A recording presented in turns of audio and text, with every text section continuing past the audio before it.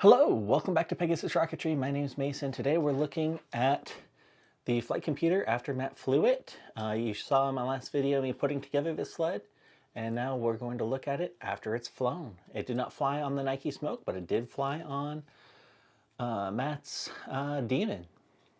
Unfortunately, it wasn't a resounding success, but let's jump into the debugging. He said that we had power. It was speaking at the pad. During recovery, it was not saying anything, and we have quite the setup on the SD card. When I gave this unit to Matt, I made sure that the log folder was empty. It now has 111 unique log entries. All of them are empty, so that means we've had at least 111 boot cycles. I have found this behavior extremely annoying, generating a new file on every power cycle. I have since updated the software to only generate a new one at the end of the final test right before launch detection. 66 900. Okay, so the files that were already on the SD card prior to flight still seem to be intact, even though we have generated a whole bunch of files, so that's good news. I still have no indication as to why all the log files are empty.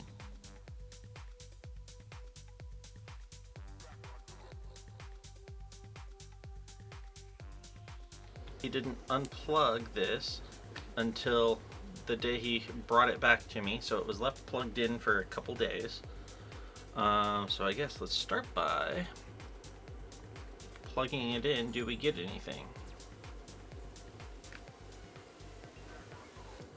Well, it's not going to do anything if it doesn't have the SD card. It's got to have the SD card in order to talk.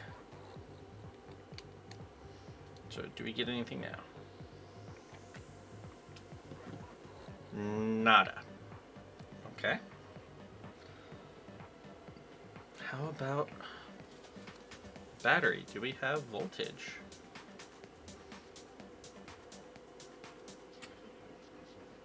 We got 4 volts.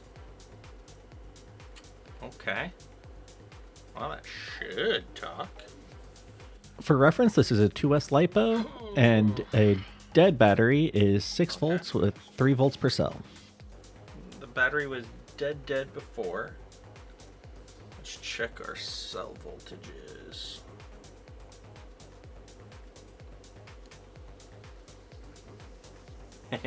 Oh no. We are dead. Less than 1 volt on the first cell. And 4 volts on cell 2. Oh no. Well, that's not good. Those should be the same. Oof. Okay. That is 1 dead battery. We'll see if we can wake it. So I guess let's go to our power supply.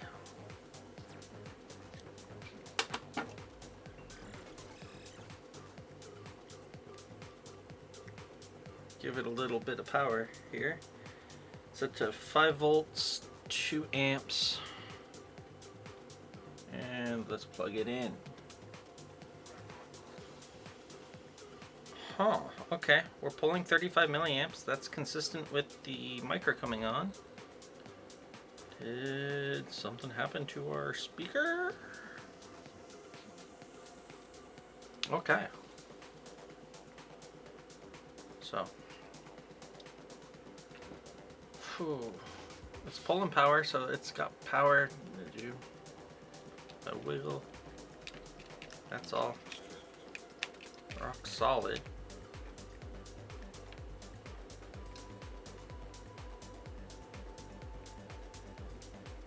No loose connections.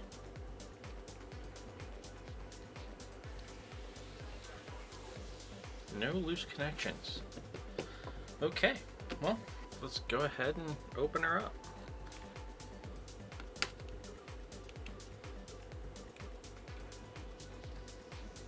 So let's take a look here. Speaker is still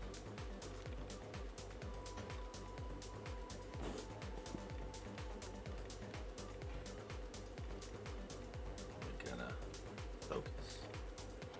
There we go. Speaker's still plugged in.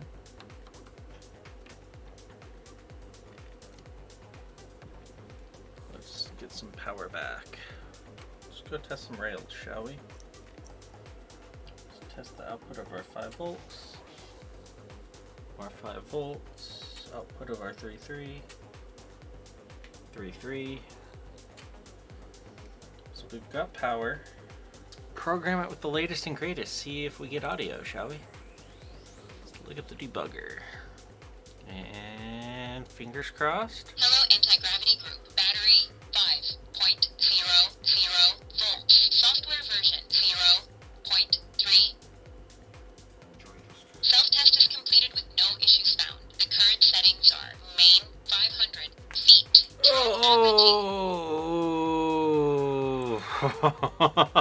Oh no! Oh. Well, error handler. Well, I think in our power cycling nonsense with the dead battery, we managed to corrupt our flash somehow. So that's fun. Definitely need to fix that. Now, are we having issues creating files now? Create an Xlog file. Create. Why? Oh, why? Let's see. Did it somehow screw up the SD card as well? Reset. We will swap SD cards.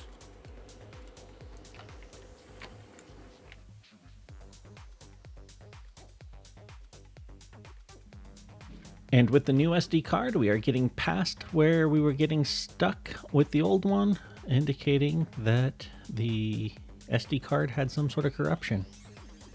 Okay, I just reformatted the SD card and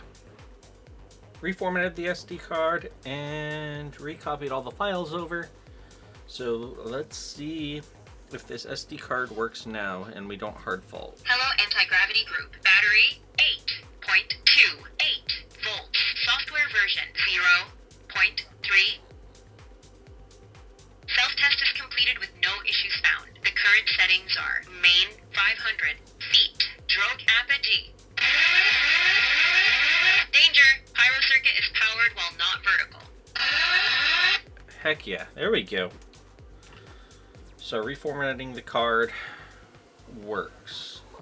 Okay, and since we have 1 to 2 possible issues, one of them, did we detect the launch? Which I'm questioning since it was reported that we did not speak when we were on the ground, which should have been automatic. That should have just happened. Since that was reported as not happening, I'm questioning if we even detected the launch. And in order to help diagnose this in the future, I have created this debug log that is generated on every launch and just depends. Logs every time that it's powered on, the battery voltage, when it changes a state, so like we enter the launch detect mode, it gives me the battery voltage when that happens. And then we are looking for 2 things. We are looking for an acceleration threshold to be met and an altitude threshold to be met together in order to detect a launch. And so we can see here that we are detecting, and so you can see here that the acceleration threshold is not met at 2.3, 8.6 Gs. And then boom, we cross over our 3G threshold. It's met, it stays met. I need to clean this up a little bit. And then we hit the altitude threshold met, 200 feet. And then we can see when we go into ascent mode, descent mode, and landed mode. So I'm at least going to get more debugging information, especially for, hey, did we detect, launch detect? If so, what were the conditions? If not, what was missing? Because I've been able to simulate all this and it works. We should have detected it, but did we? Did we not? Did the low voltage stuff just corrupt things? I don't know. And we'll have to fly again to try to get more info. Next, to solve the corruption of the flash issue, on power up, I am detecting the battery type, whether it's a 1S, 2S, 3S LiPo, and with a little bit more work, a 9-volt battery. And once I know what the battery is, I can match that to a voltage to capacity curve and get a percentage state of charge. And now when I turn the flight computer on, it sounds something like this. Hello, Mason. Let's fly. Battery 8.42 volts. The detected battery type is 2S LiPo. Estimated percentage 100%. And now, if the percentage is less than 10% when I turn on, and after the flight, it will just go ahead and shut everything down into the lowest power state and never touch the flash. And if we aren't reading and writing while we are at low voltages, then we shouldn't be interfering with the flash and it shouldn't corrupt itself. But one way to find out, and it's going to take a minute for the unit to completely drain the battery while in these low power states. Now this should resolve the two issues that we're seeing during Matt's flight, and only one way to know for sure, and that's to fly it again. So I will be sure to update you guys once the next flight happens. Thank you, and we'll see you next time.